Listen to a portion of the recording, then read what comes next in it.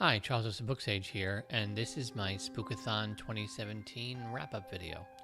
Now, I had 4 books on my Spookathon TBR, and I finished reading 3 of them. The 4th one I actually didn't expect to finish, so I'm perfectly fine with that. And that one is Nnedi Okorafor's Who Fears Death. And this one is a book I'm actually taking my time with. This, as you can see by the cover, was the book that met the challenge of having orange on the cover.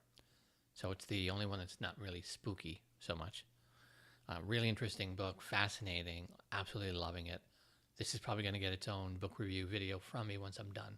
But I still have about 40% of the book to go. But I just wanted to kind of bring it up here, show it that this was one of my books.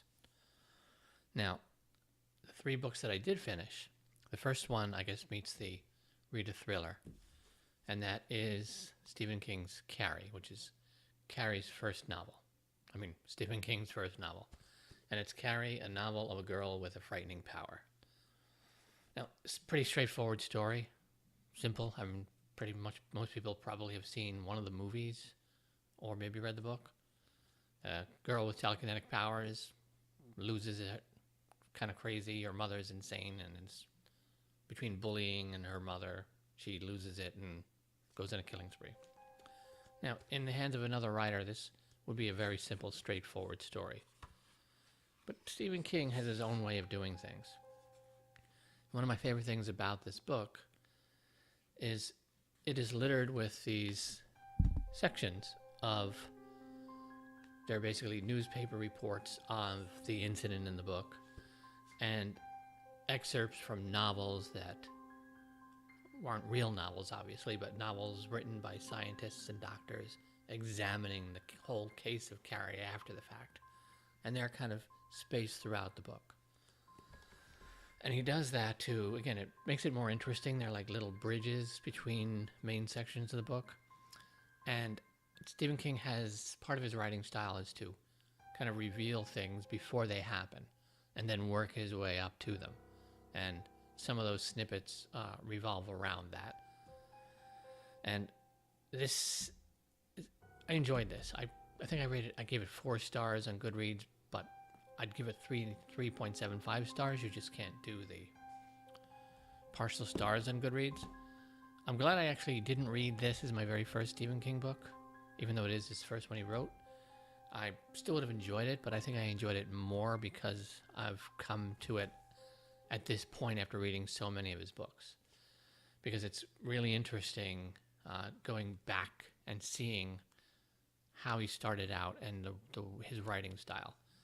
And he has right here in his very first book a style he employs a lot, and the book It in particular is probably the best example of it, where he'll start a story off, start introducing people, and then he'll drop a huge plot reveal on you right up front, and then he works his way towards that. But he doesn't just go straight towards it. He sort of does this circular thing where here's the start of the book, here's a big plot reveal, and then he sort of works towards it and then circles, and then works towards it and circles, and keeps getting closer. And each circle he's kind of like layering in all the events that take place between here and here. And then when he reaches that point finally, he drops another bomb on you from way over here, and then begins that circular storytelling, working his way up to it again. And he uses that to, just great effect in It. And you see his first time using that mechanism here. And it takes what would normally be a very simple story that most people may not even pay attention to and makes it far more interesting because he employs that style. And the characterizations are pretty thin in this book. This, again, is his first one. Now he'll spend almost this many pages just introducing somebody just to kill them. So it's a bit different. This is a quick read. It's only like 170-something pages, I think. No, just about 200 pages. But well worth a read, especially to get a good look at early Stephen King when his books weren't 1,000 pages long. But the characters are a little on the thin side. This is more about him developing his craft and doing that interesting circular storytelling that he does. But I enjoyed it. I'm glad I finally got around to reading it. And the next book that I read was the spooky word in the title and spooky location. And that was Neil Gaiman's The Graveyard Book. And I like Neil Gaiman. I know people who love his writing. I know people who just can't stand his writing. I happen to really enjoy him. Now, this is just really a children's story with a very brutal opening. I mean, right away, like a brutal murder takes place, and that's not a spoiler because it's the first couple of sentences. And it's about a young boy whose family is murdered, and he manages to get across the street just as a baby, and he's taken in and protected and then raised by all the ghosts in this graveyard. Plus this sort of individual, interesting character named Silas, who is my first favorite character in the book. And you follow this boy's, who they named Nobody, and call him Bod for short. You follow him as he grows up in this graveyard, raised by all these ghosts, while they protect him, trying to figure out who murdered his family and how to keep him safe from that murderer and the people behind it. And this particular publication of it has illustrations by Dave McKeon, which are really interesting and really wonderful. I know I've shown some of these before. You have this here.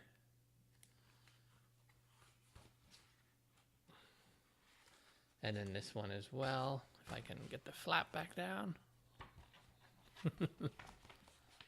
So, a lot of illustrations here. And since it's a children's story, really, it adds to it to have these drawings and get a look at some of the characters.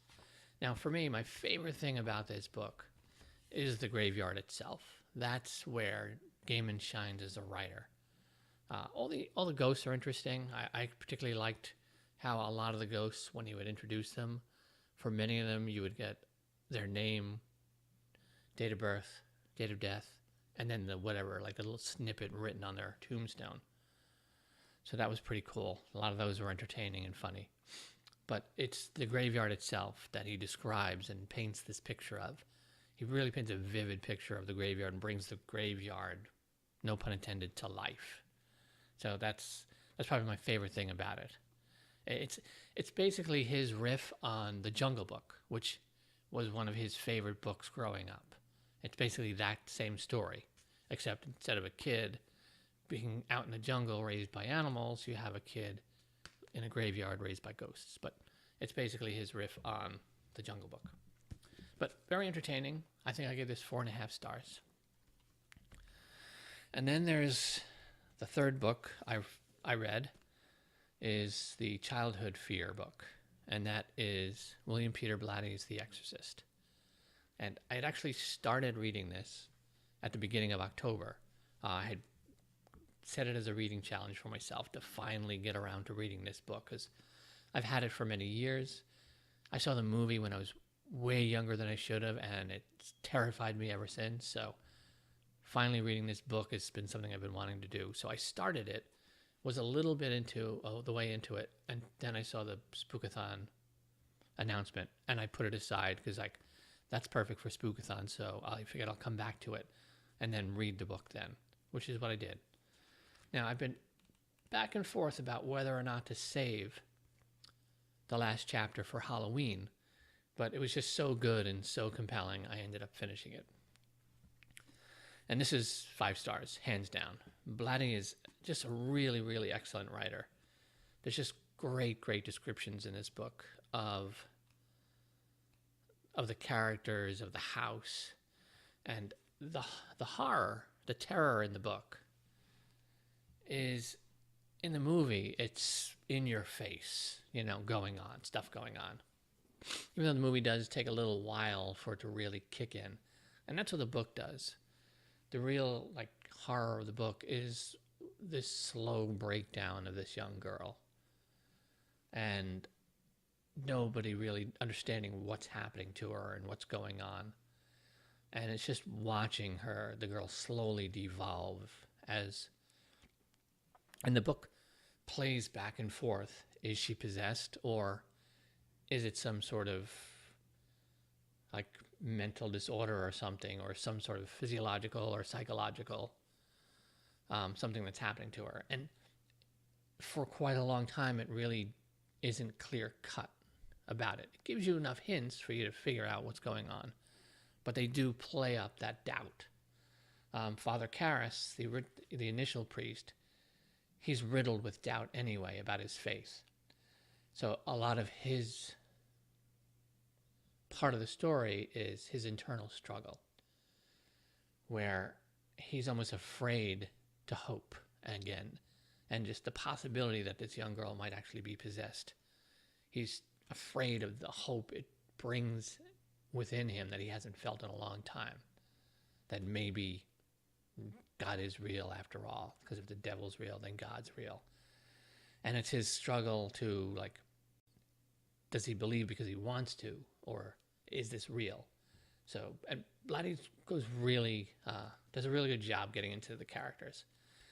And the Lieutenant Kinderman, the detective, I happen to really like. He's like a Columbo-esque kind of character where, I just have a question. I don't want to bother you. Oh, I see you're busy. I'll come back ask her. But just one question, like, before I go, just one question. And I don't mean to be a bother. And he's like constantly doing this. And he does it to present himself as sort of a rambling, like shambling, like kind of befuddled detective. And he's doing it to just kind of lure you into submission and get you like not worrying. And then, boom, he gets right to the heart of what he wants. So I really enjoyed the way they presented the detective in this. I got a lot of kick out of him. And, but again, highly, highly recommend this. Just, Blatty's writing is just really, really good. Just the way he describes, even the characters and different things. And there's one particular scene in the book, which wasn't in the movie originally, but was in the, like, director's cut. And it's sort of her coming down the stairs, backwards, upside down, spider-like. And it was really almost impossible for them to film at the time, special effects wise. So they'd filmed it and then cut it out, but it's in the like really like quick for like a second in the like director's cut. That scene in the book is only a paragraph, but it's just creepy. And with one sentence, he says, wherever Sharon moved, Reagan would follow. And just with that one little sentence, right before that, he briefly describes what you see. And then that one little sentence, wherever Sharon moved, Reagan would follow. It's just your own imagination takes over.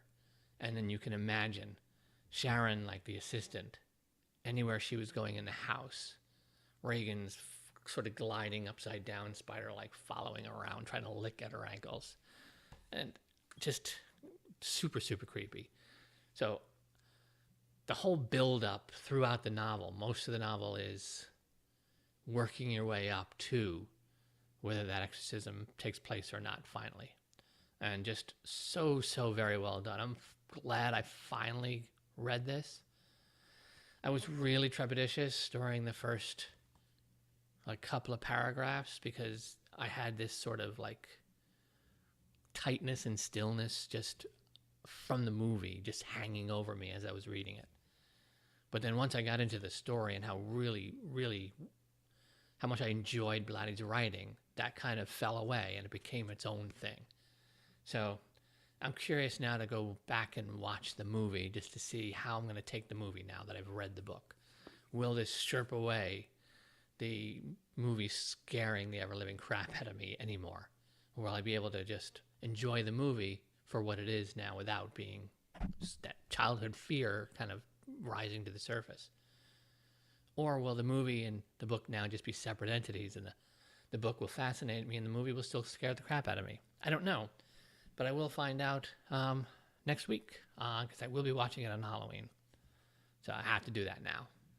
And I do have to find Legion, which is the book, which was the sequel to this, which was Exorcist 3, because the Exorcist 2 movie was just garbage the Hollywood came up with just to try to milk money.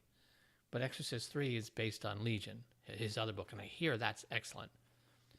And he also wrote Dominion, which was the prequel, which was also a movie I enjoyed that they made into a movie as well. But that's one of his other books. Anyway, rambling too long. I want to thank Books and Lala and everyone involved in putting this readathon together. This was a lot of fun. I enjoyed it. These were all books that I had for a while, been wanting to read, and they just slotted in perfectly with this readathon. And I'm actually enjoying readathons. They're clearing out my old TBR of books that I've had for a long time. So, quite good. But again, highly recommend. 3.75 stars, 4.5 stars, and full-blown 5-star book for me. And that's a wrap for Spookathon for this year. My first time participating. I probably will be diving into Spookathon if you guys do it again next year. And this is Charles of Sir Booksage, and happy reading.